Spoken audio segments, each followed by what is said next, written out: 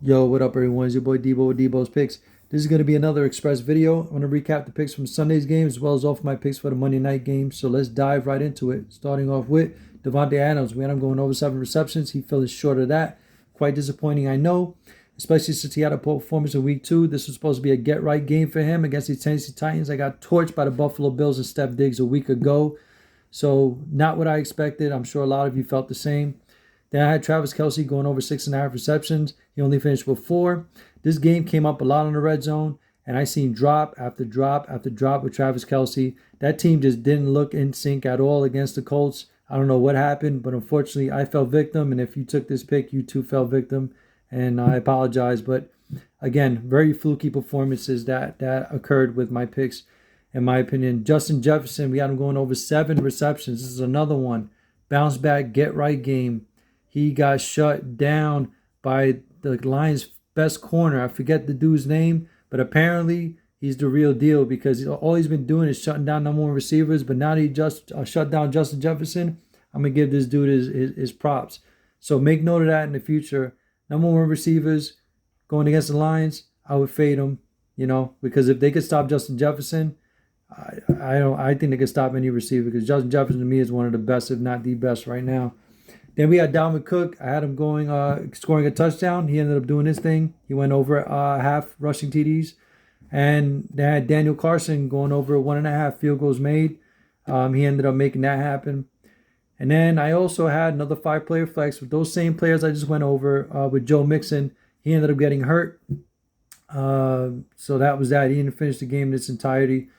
But either way, he didn't have a good game at all. The Jets showed up and shut down that run game. So much for that improved offensive line that the Bengals paid for in the offseason.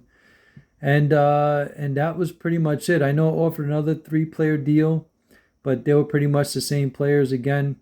So overall, it was a loss altogether. Not a good time gambling-wise for the past few days. If we're pretty much comparing the MLB and the NFL, with the exception of the Thursday night game, I made money on that. But other than that, it's been pretty rough with the MLB, which is why I took off for the MLB yesterday. And thank God I did, because the plays that I did like still didn't hit. Thank God I didn't bother putting any money into it. Kind of took a break from it. And I'm going to take another break today from it. So I'm just going to focus on the Monday night game. So let's dive right into it. Starting off with Saquon Barkley. I got him going over 76.5 rushing yards. Then I got Graham Gano going over 1.5 field goals made. Then I got Richie James going over 3 receptions. And then I got Tony Pollard going over 2.5 receptions. Now I'm going to break down my reasoning for each pick. Starting with Saquon Barkley. Giants do have an improved offensive line, and they're feeding this dude the rock. And the Dallas Cowboys are not the best against the run. So I like Saquon getting his yards just from sheer volume that he's going to get.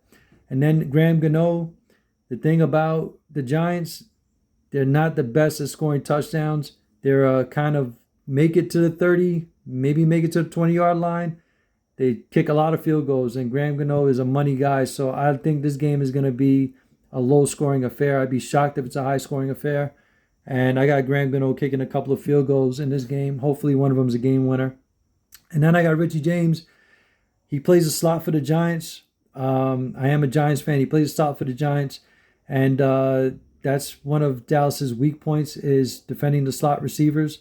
And the fact that there's not a lot of competition for targets on the Giants offense, I love Richie James to go over this 3 receptions easily.